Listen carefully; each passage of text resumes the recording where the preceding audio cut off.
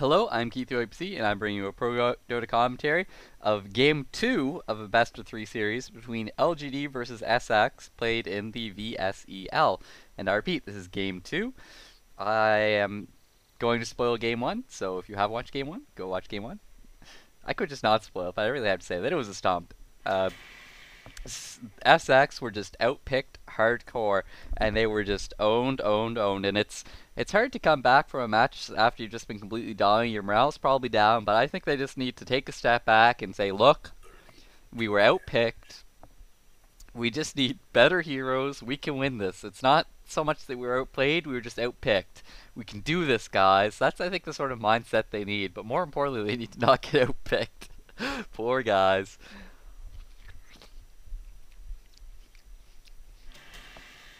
So, hopefully, we see them do a little bit better. We see the same standard bans. I think so far these three heroes were all heroes that were banned in the last game. Or no, actually, sorry. Weaver was not banned in the last game. Interesting. So LGD says, you let us have Weaver? Well, we're not going to let you have Weaver. We're smart enough to ban her ass. Lich hasn't been banned yet, for instance, and I'm really bad at this. I always forget who the standard one's missing. It's always like, oh yeah, that hero when I see it. But Lich ban, and I forget who the other more standard bans are, but anyways, so we see the visors. So interestingly enough, LGD banning two of the heroes they played last game. They first picked the Doom, which I think is something I've seen them do fairly often. They really like first picking this Doom, man. They are Doomaholics. So SX picks up the Bat Rider. Eh, he's pretty good, but we'll see who else they get. So they've got an Ilaria addiction. Some team, I think Ilaria is a good hero, but I worry about teams who pick her as one of their first three heroes. I do not think that is an appropriate time to pick Ilaria.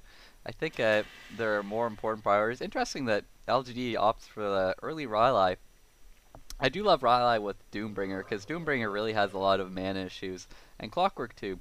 So she really helps those two heroes become a lot better. I guess they were worried, LG was worried that if they picked two heroes like that and then another sort of mana-intensive hero, that it would be obvious that Riley would be too good, so the other team would choose to ban her.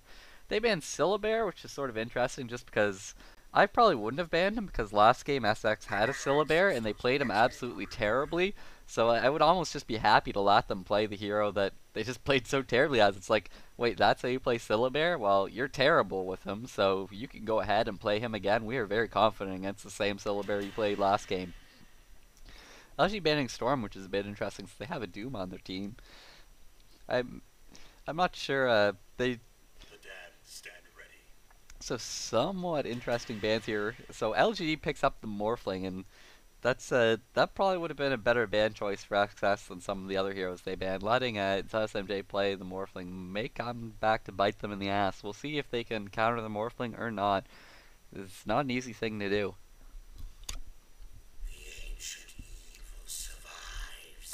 I think Lion is a good choice to counter Morphling though, just because he has so much disable. Morphling very strong at escaping, but I feel that Lion's chain stun, it can be enough. If you're going to gank a Morphling, you gotta have chain stun, baby, and Lion's got it in spades, and in hearts, and in diamonds, and also in clubs. And no chump too. You can tell I'm a card player. So LG finishes off their team with the Enigma. It's always good to have one super AoE opponent or hero. There used to be the mindset that people would like to have an entire team with them. They'd be like, we want our team to be Enigma, and the Tree, and the Tidehunter, and Magnetar, and we just expect you to all be clumped together and we all use our ultimates and win. But now that sort of works against people with terrible positioning, but against teams with not terrible positioning, it's really probably not a good idea to have too many of those huge AoE ultis. They're good, but often relying on them is a good way to lose the game.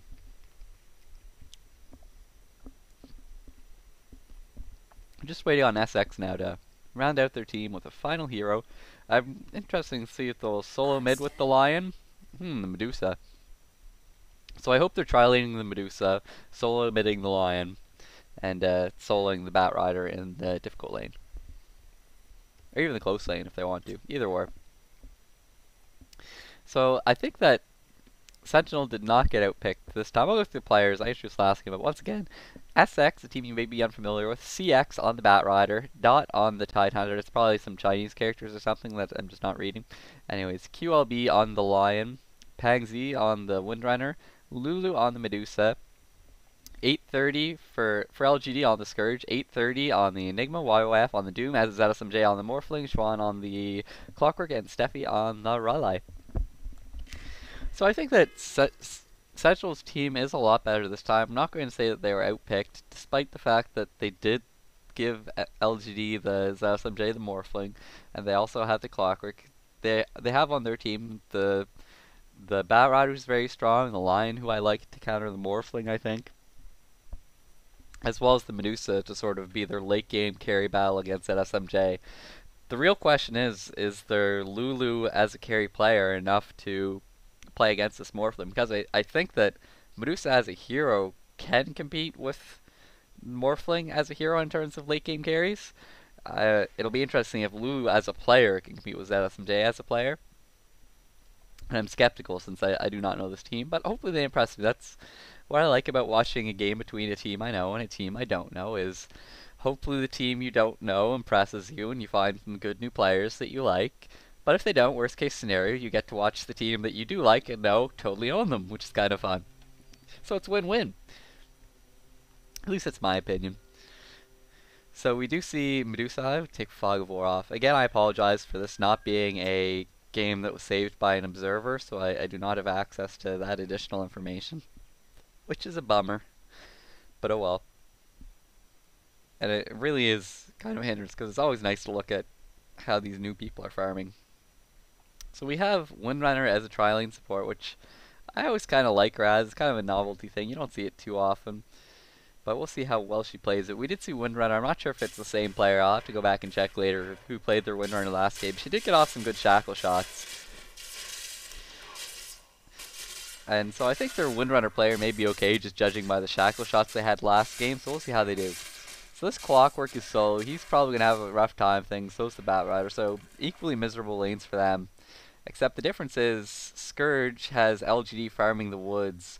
So I think when you have in this position, his Enigma is going to do better than the Windrunner. Unless Windrunner can do some good ganking.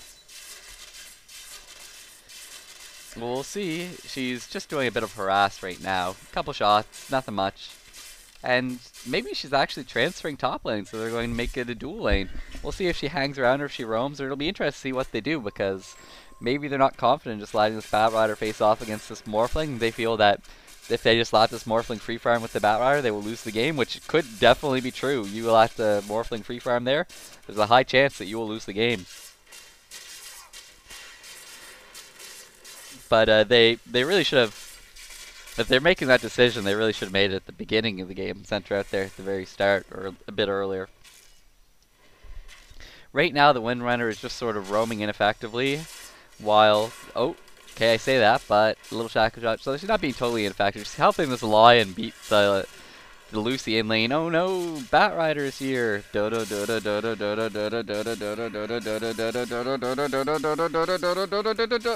no, oh snap.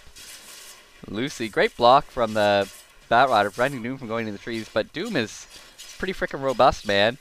But despite being high health, he is first blooded. So good play there from the Sentinel, I guess, but they sent their solo hero out for the gank so early. I guess why not, since he's not getting any experience. They've sort of just given the lane up entirely. Are they only going to be playing two-lane strategy? It's an interesting thing which I haven't seen too much recently, but I always sort of like to watch it. I mean, sometimes it is better when you're just absolutely losing a lane to just give up and play two lanes. It's not the worst idea in the book sometimes.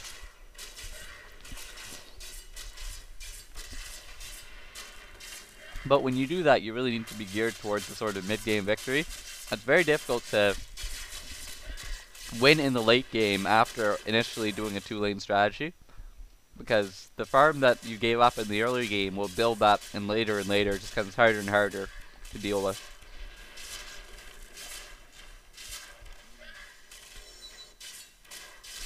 They do have their Medusa farming as much as she likes against the Clockwork. We'll see if Clockwork can get a kill on her once he gets a little bit more levels. Good mistake from Medusa there, hitting him with max number of bounces.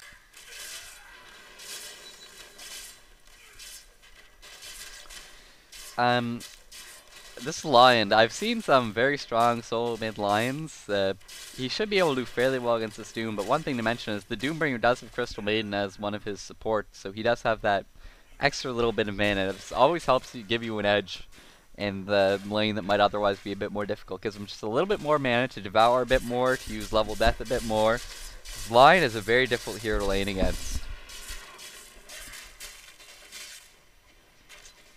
But I love Enigma. I love, actually, it's one thing I like is junglers like Enigma and Enchantress. Junglers who can come out of the jungle and be effective. Last game there was a Syllabear jungling, and I do not think he is a good jungler because he cannot come out to be effective. So they're going in for a gank on this Clockwork, but I'm surprised they don't quite have enough.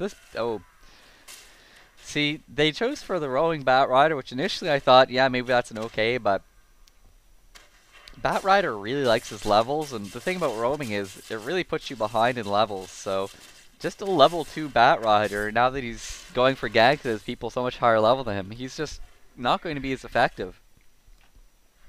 So I'm not sure Batrider as a roamer is the best choice because he's fairly level dependent. And it's just not really the right way. So, oh no.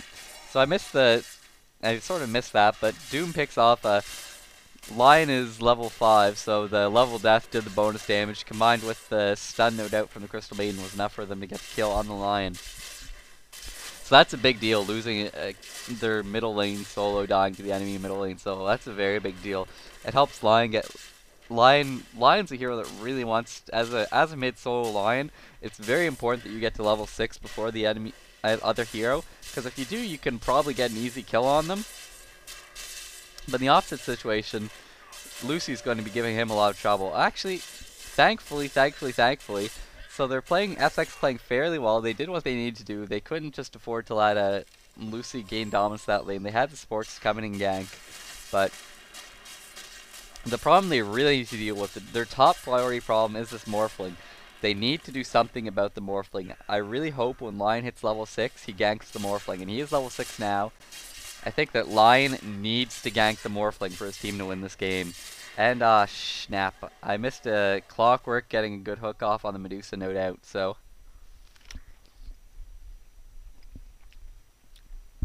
In contrast, the other thing they really needed was for their Medusa to do well. And their Clockwork killing Medusa is huge. So Lion is trying to be a bit aggressive on this Crystal Maiden, but Crystal Maiden surprisingly surviving a Lion and a Tide coming to kill her. And now the Morphling is here too, and they're going for a kill on this Tide Hunter. And Lion fingers the Crystal Maiden, which, yeah, congratulations, but what he needed was to kill the Morphling. And it simply did not happen.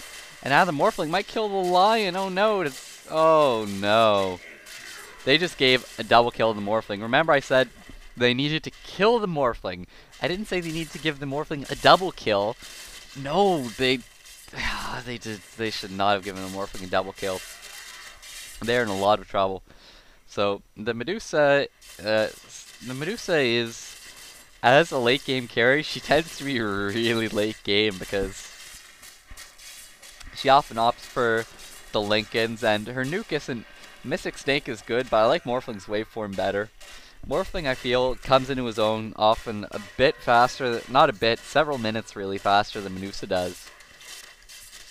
And his ability to fire multiple lanes with his replicate while defending is useful a bit more soon than Medusa's split shot easy firing really takes a long time to kick in.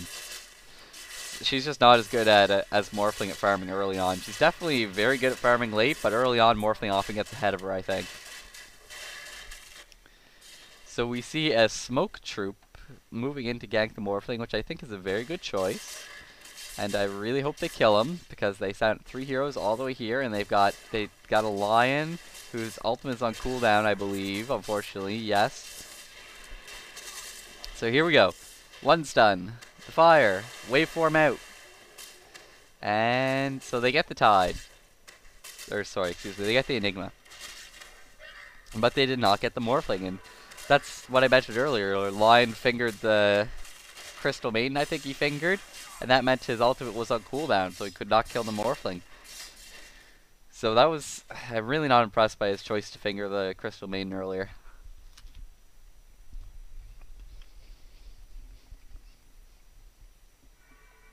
Morphling has picked himself up a double damage rune, which will probably enable him to kill someone. Maybe even this Lion, who's quite vulnerable. Sentinel, oh no, Medusa.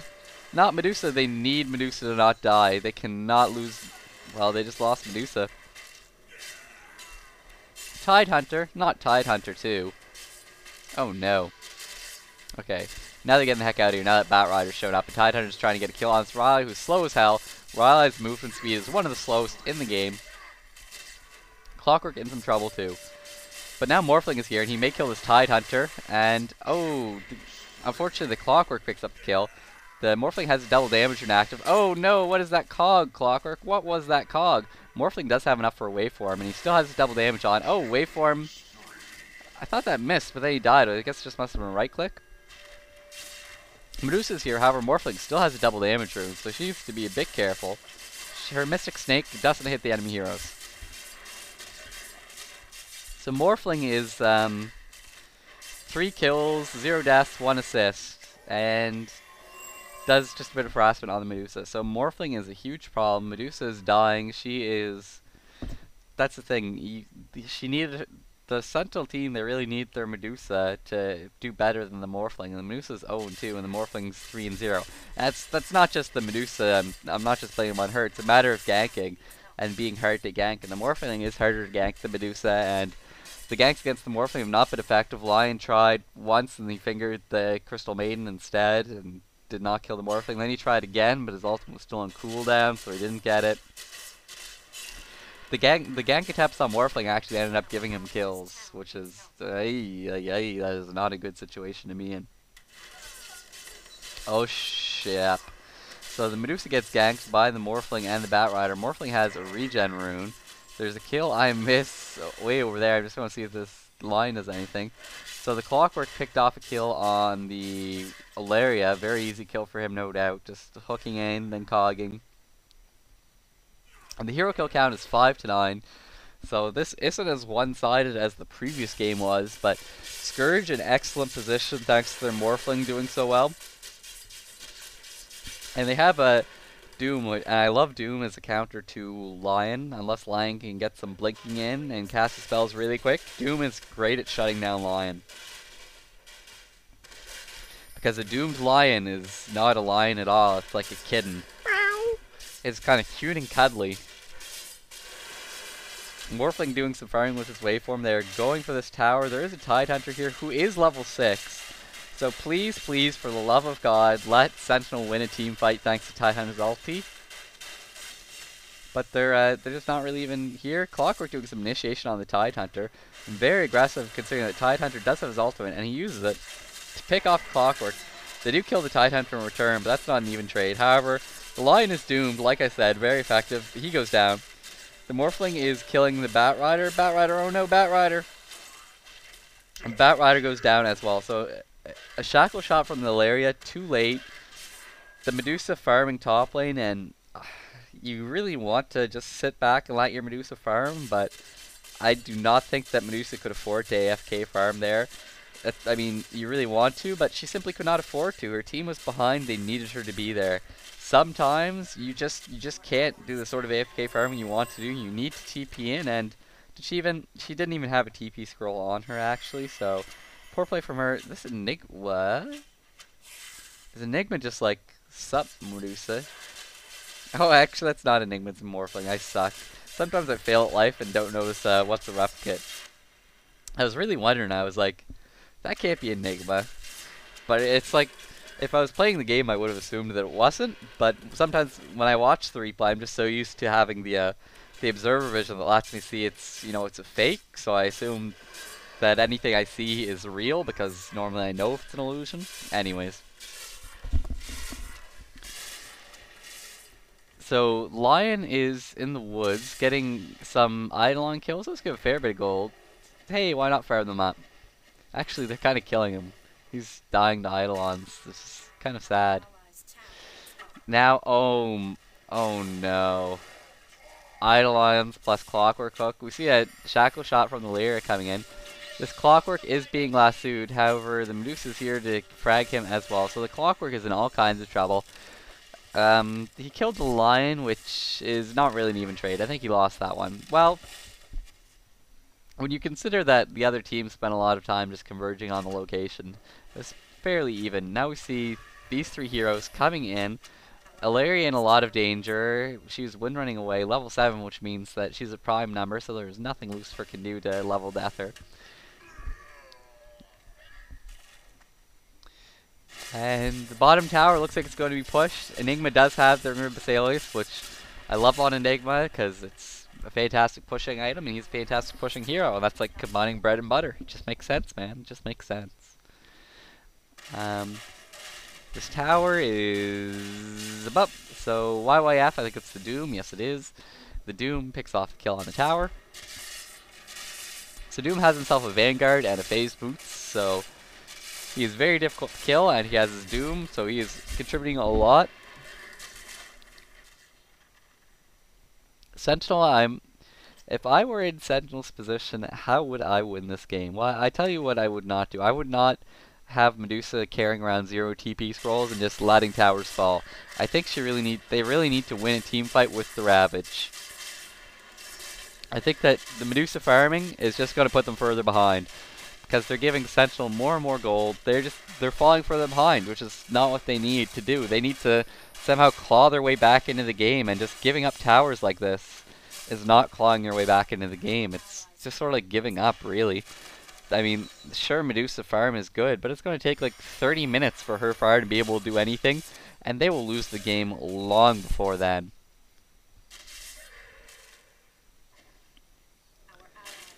Some little farming action. They're giving the farm to Morphling because they love him.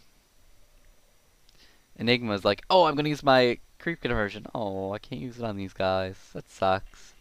It's always sad when that happens. Stupid magic meme creeps. Anyway, so here's the Roshan kill going on. And it should look pretty uncontested. We have the entire team here. Morphling is... I thought he was going to scout with his replicate. Or is he going to tank with it? I think he's trying to do the tank trick, but he's not having too much luck. Nope. Rosh just doesn't... Maybe... Did they fix that bug? I know it used to work, but it's not working right now. Oh well. So, there's... I'm not sure... I don't think Roshan was a good choice for the Scourge team. Not an awful choice, but just the amount of time it's taking for them to get the kill. I think when you spend your entire team here, when you could be farming, I think farming elsewhere would have been the better choice. They simply took too long to get the kill. But they will get it. And Sentinel is just so afraid. They are... Let me actually take Fog of War back on. What's their vision? They have that's the True Sight runes. They have a ward up here, but they're worried even with that ward. They don't know that the enemy team could be in the woods coming into the other entrance. So they have to play a bit cautious. I think they really need a little bit more wards. I think a ward here would have been a good choice for them. So we see the Morphling has gone back to farming it up. And, yep, that's some really good farming, Morphling. Congrats. Clockwork is just sort of chilling. He has his battery assault on, which is kind of strange, but whatevs.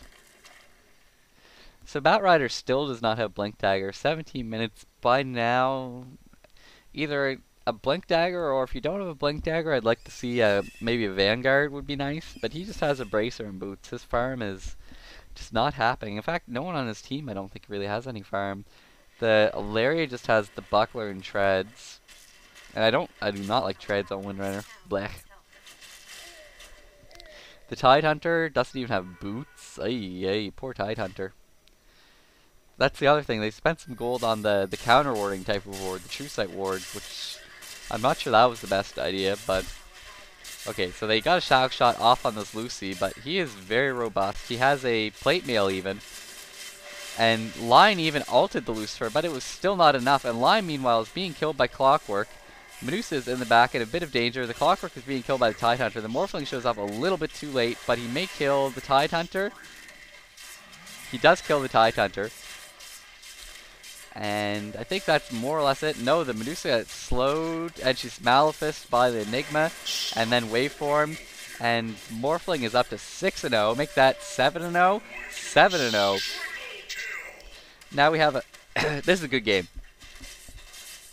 The Morphling is level 14 compared to level 11 Dusa.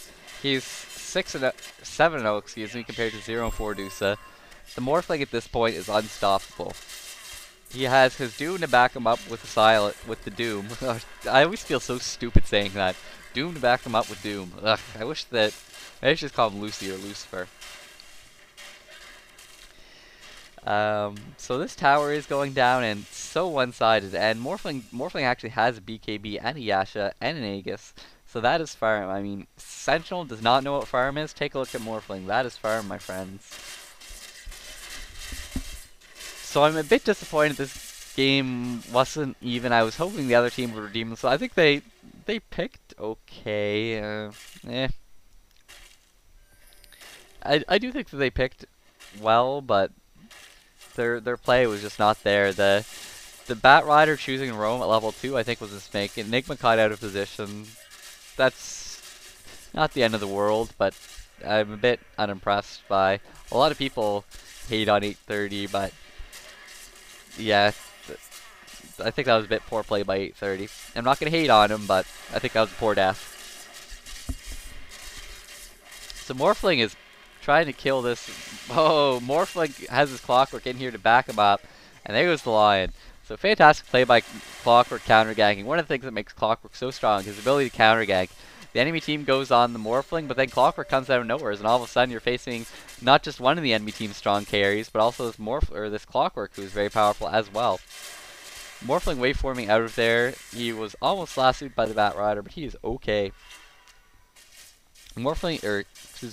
Clockwork continuing to harass with his rockets. Sentinel team in a lot of trouble. They've lost all their outer towers, and they have... Oh, wait, I didn't mention this, but let's count how many towers Sentinel has killed. A none. Yeah, being down 6 towers is... Yeah, it is hard to come back from being down 6 towers. Just because the other team has so much more money than you do, it is going to be almost impossible to win any sort of a team fight. Because 6 towers is 1,200 gold for the entire enemy team, and that makes their supports so much more powerful. So Clockwork going in for kill on this Medusa, waveform in from this Morphling. That's a nice little combo. The Cog oftentimes, Cog plus Morphling waveform, anytime you've got something that can trap plus something that can zip in is always nice.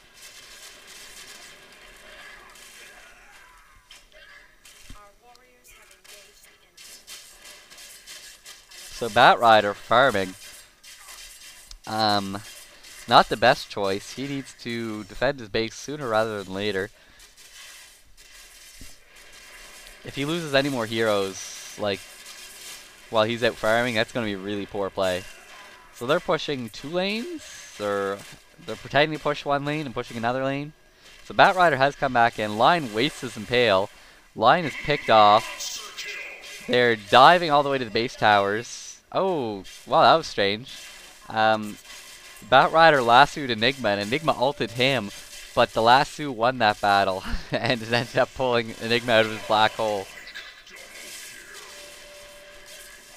So ZSMJ getting more and more kills, Bat Rider getting more kills. This game is over. There are 3 dead heroes. There's just the Windrunner and the Medusa, and Windrunner just sitting at the fountain. Medusa trying to fight alone, nothing she can do. They're about to lose a Rax. They're down so many towers. The GG is called. So that was an incredibly one-sided series. The second game was a little bit closer just because the picks for the Sentinel were a lot better. I think that Sentinel's main mistakes this game were the Lions play mid was not as good as it could have been. I've seen much stronger Lions. I think laning against a Lucy it's not an easy lane for him, but he should have done a bit better. I think the Bat Rider going off to Rome was underwhelming because he stayed at level 2. I mean, you don't get much experience in the long lane when the other team is playing effectively like they were, but I think it would have been better for him to just hunker down and wait it out. In comparison, the Scourge plays very well with this. The Rylai helping solve the mana problems with the Clockwork. I mean, let's just look at normally Doom has to get some sort of a mana regen item, but thanks to the Rylai, you can see that he doesn't have to spend anything on the mana regen items. The Enigma's still going the Soul Ring, which is a very standard core on him. And the Clockwork also not spending any money on mana regen items thanks to having the Rylai on the team. So I really like the synergy between the Rylai and the Lucy Clockwork, which were their first 3 picks. Anyways, this is Keith UPC over and out. I hope that the next game I cast is a bit more even than these two, but I hope you enjoy it anyways. Have a nice day.